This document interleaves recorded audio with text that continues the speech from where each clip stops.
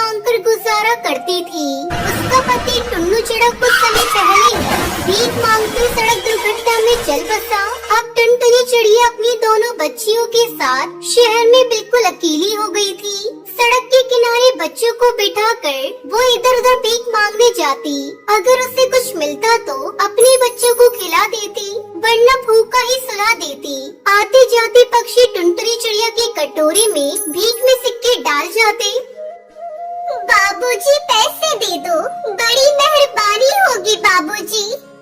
खुले पैसे नहीं है मेरे पास, माफ करो बहन जी। अरे बहन जी कुछ पैसे दे दो, मेरे बच्चे भूखे हैं। भगवान तुम्हारी हर कामना को पूरा करेगा। भगवान के नाम पर कुछ पैसे दे दो। तुम लोगों से कमाया नहीं जाता, बच्चों को पाला नहीं जाता तो बच्चे पैदा क्यों करते हो? ये ले रुपया, मेरे पास पैसे और नहीं है। माँ बहुत जोर से भूख लगी है। रुक बेटा, मैं चाय वाली से ब्रेड का पीस खरीद कर देती हूँ। पिंकी चिड़िया भी रो रही थी। टुनटुनी दोनों को चाय वाले से ब्रेड का पीस लेकर देती है। ऐसी उसकी जिंदगी कट रही थी। उसके साथ और भी कुछ चिड़िया भीख मांगती थी, जिनमें से एक थी टूनी चिड़िया। वो अपने छोटे से बेटे को कमाई का जरिया बनाकर पैसे कमाती थी। माँ ये गोलू के सर पर पट्टी क्यों बंधी है? कल तक तो ये बिल्कुल ठीक था। गोलू तू दर्द से जोर जोर से चिल्ला रहा। और सुन, पैसे वाले पक्षी दिखाई देते ही उनकी गाड़ी के सामने आ जाना, वो तुझे घायल देखकर अच्छे पैसे देंगे। टूनी तुम ऐसा मत किया करो, पैसे कमाने के चक्कर में तुम अपने बेटे को गलत सीख दे रही हो। अरे ओ अंधी, तू ना अपना मुंह बंद रखा कर। खुद तो सचमुच की अंधी होकर भी मुश्किल से 5-10 रुपए कमाती है, और हम 100-200 कमाए तो तू जलती है। टुनटुनी चिड़िया जानती थी कि टूनी को समझाना बेकार है। टूनी चिड़िया लालची है और वो उसकी नहीं सुनेगी। एक दिन टुनटुनी और टूनी दोनों भीख मांग रही थी। एक पक्षी टुनटुनी को 10 रुपए देने लगता है। माँ ये उन अंकल का बटुआ गिर गया। सुनहरी बेटा संभाल कर रख ले, इसमें देख क्या क्या रखा है, शायद कोई पता लिखा हो। माँ इस बटुए में तो बहुत सारे नोट हैं। सुनहरी ये रुपये वापस बटुए में रख दे, ये उन साहब की अमानत है। हम किसी पक्षी से उनका पता पूछकर उन्हें वापस दे आएंगे। टुनटुनी तू पागल हो गई है? जरा सोच, ये रुपए तेरे और तेरे बच्चों के कितने काम आएंगे। सुनहरी और पिंकी ने कितने दिन से कुछ नहीं खाया, उनको बढ़िया बढ़िया खाना खिला सकती है, अच्छे कपड़े खरीद कर दे सकती है। और तो और तेरे बच्चों के सर पर छत नहीं है, तू एक अच्छा सा घोंसला किराए पर लेकर रह सकती है। टूनी भले ही आज हमारे सर पर छत नहीं है, मैं जानती हूँ ये रुपए मेरे बच्चों के बहुत काम आ सकते हैं, लेकिन मैं बेईमानी नहीं करूँगी। नहीं माँ, मैं ये बटुआ वापस नहीं दूंगी। मुझे खाना खाना है, अच्छे अच्छे कपड़े खरीदने हैं, मुझे सड़क पर नहीं घर पर रहना है। माँ सुनहरी ये बटुआ मुझे दे दे, जिद मत कर। सुनहरी टुनटुनी चिड़िया को बटुआ न देने की जिद करती है। गुस्से में आकर टुनटुनी सुनहरी पर चिल्ला देती है। सुनहरी रोने लगती है। सुनहरी बेटा, जीवन में कितनी भी कठिनाइयाँ आ जाए, पर हमको कभी भी गलत राह पर नहीं चलना चाहिए, इसलिए हम ये बटुआ उस साहब के घर वापस दे आएंगे। टुनटुनी चिड़िया उस पक्षी कालू सेठ के घर पहुँचती है। माँ ये तो बहुत बड़ा घर है और गेट पर एक भैया बैठे हैं। ए बेकारन, कहाँ चली आ रही है? किससे मिलना है? भैया मुझे इस घर के मालिक से मिलना है, मुझे उनसे बहुत जरूरी काम है। अगर तुझे कोई भीख चाहिए तो आज के दिन तो नहीं देते, उसके लिए तुझे मंदिर जाना होगा। साहब हर सोमवार को मंदिर में ही भिखारियों को दान करते हैं। नहीं भैया, मुझे उनसे कोई और काम है, मुझे उन्हें कुछ देना है। तेरे पास ऐसा क्या है जो तू हमारे साहब को देगी? चल हट आगे से, अंधी कहीं की। साहब की गाड़ी निकलने वाली है, हट जा। जैसी कालू सेठ की गाड़ी निकलने वाली होती है, टुनटुनी चिड़िया उस गाड़ी से टकरा जाती है। अरे अभी गाड़ी के नीचे आ जाती, सामने से हटो, कौन हो तुम? अरे साहब कोई नहीं, ये एक अंधी भिखारन है जो बहुत देर से आपसे मिलने के लिए कह रही थी। बोल रही है आपको कुछ देना है। तुम्हें मुझसे क्या काम है बताओ? सुनहरी बेटा, ये साहब का बटुआ दे दो। आपका बटुआ कल सड़क पर गिर गया था जब आप मुझे भीख दे रही थे। कालू सेठ अपना बटुआ खोलकर देखता है, उसमें पूरे रुपये थे, एक भी रुपया कम नहीं था। कालू सेठ टुनटुनी की ईमानदारी देखकर हैरान रह जाता है और उसकी बहुत तारीफ करता है और अपने घर के अंदर बुलाता है।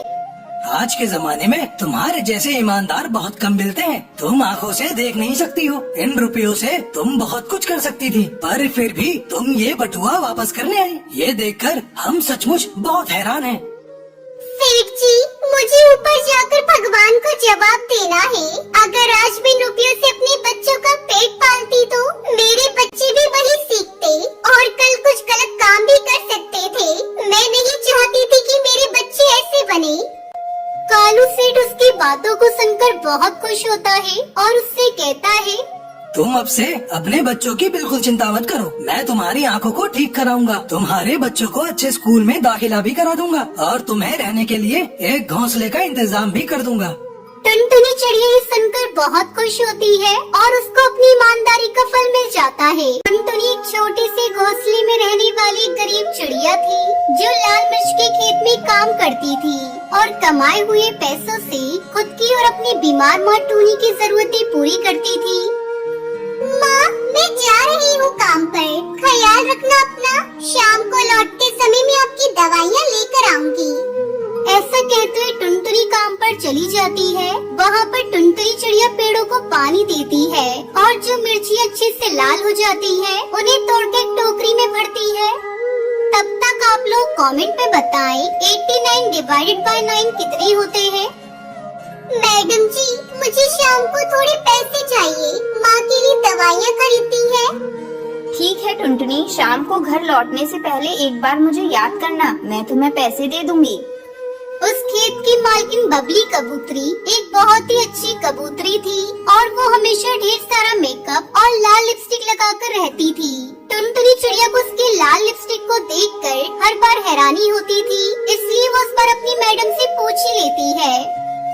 मैडम जी, क्या मैं आपसे एक सवाल पूछ सकती हूँ? आपके होंठ इतने लाल कैसे रहते हैं हमेशा? क्या आप ढेर सारे सेब खाती हो? टुनटुनी चिड़िया की बात सुनकर बबली को हंसी आ जाती है और वो मुस्कुराते हुए कहती है, मेरे होंठ सेब खाने की वजह से लाल नहीं होते हैं, वो मैं लिपस्टिक लगाती हूँ इसलिए लाल होते हैं बेटा। ऐसा कहते हुए वो टुनटुनी चिड़िया को अपने बैग से लिपस्टिक निकाल कर देती है। इसे तुम रख लो बेटा और सिर्फ खास मौकों पर ही लगाना, ये बहुत महंगी होती है इसलिए कह रही हूँ। ठीक है मैडम जी। इतना कहकर टुनटुनी चिड़िया उस लिपस्टिक को अपने पास रख लेती है और काम पर लग जाती है। शाम को टुनटुनी चिड़िया दवाइयाँ लेकर घर लौटती है और अपनी माँ को लिपस्टिक दिखाकर खुश होने लगती है। तब टुनटुनी चिड़िया की माँ उससे कहती है, तुम्हारे नाना जी दुनिया के हर देश में घूमकर कपड़ों का व्यापार करते थे। उन्हें किसी ने ऐसे ही मजाक में कुछ बीज दिए थे और कहा था उन बीजों से लिपस्टिक की खेती कर सकते हैं और तुम्हारे नाना जी ने वो बीज मुझे लाकर दिए थे। माँ, क्या आपने उन बीजों से खेती की थी? क्या सच में लिपस्टिक के पेड़ लगे थे माँ? नहीं बेटा, वो बीज अभी मेरे पास ही हैं। नाना जी की याद में मैंने संभाल कर रखे थे, वो उस काले डब्बे में रखे हुए हैं। माँ के सोने के बाद टुनटुनी चिड़िया उन बीजों को ले जाकर घर के पीछे बगीचे में लगा देती है और हर रोज पानी डालती है। फिर थोड़े दिन बाद लिपस्टिक के पेड़ धीरे धीरे उग रहे थे और दूसरी तरफ बबली के खेत पे हर रोज मिर्चियाँ चोरी हो रही थी। माँ, आप एक बार मेरे साथ आकर देखो, नाना जी ने या उनके व्यापारी ने कोई मजाक नहीं किया था। मैंने सच में लिपस्टिक के पेड़ उगा दिए हैं माँ। टुनटुनी चिड़िया की माँ भी वो देखकर काफी खुश होती है और टुनटुनी हर रोज एक नई लिपस्टिक लगाकर काम पर जाने लगती है। वो देखकर टुनटुनी की मैडम को उस पर शक होता है। वैसे तो मैं तुम पर बहुत भरोसा करती हूँ, लेकिन तुम हर रोज इतनी महंगी महंगी लिपस्टिक लगाकर आ रही हो तो मुझे शक हो रहा है कि वो तुम ही हो जो मिर्ची चुरा रही हो। ऐसा नहीं है मैडम जी, मैंने आपकी मिर्चियाँ नहीं चुराई है। ये लिपस्टिक कहाँ से आई है, ये बात आपको समझाने की कोशिश भी करूँ तो आप यकीन नहीं करोगी, इसलिए आप मेरे साथ आओ, मैं आपको दिखाती हूँ। ऐसा कहते हुए टुनटुनी चिड़िया उस खेत की मालकिन को अपने साथ घर लेकर आती है और उन्हें लिपस्टिक के पेड़ों को दिखाती है। वो देखकर मालकिन हैरान हो जाती है और टुनटुनी पर शक करने के लिए उससे माफी मांगती है। मुझे माफ कर दो टुनटुनी, मैंने तुम पर शक किया। मिर्ची का चोर तो कोई और है, हम उसका पता लगा लेंगे। और तुम इन लिपस्टिक का व्यापार करना चाहो तो मैं तुम्हारी पूरी मदद करूँगी। आपका बहुत बहुत शुक्रिया मैडम जी, मैं व्यापार जरूर करूँगी। ऐसा कहते टुनटुनी मिर्ची के खेत में काम बंद करके लिपस्टिक की फार्मिंग करते हुए लिपस्टिक का व्यापार करके अच्छे खासे पैसे कमाने लगती है और अपनी मैडम की भी बहुत मदद करती है।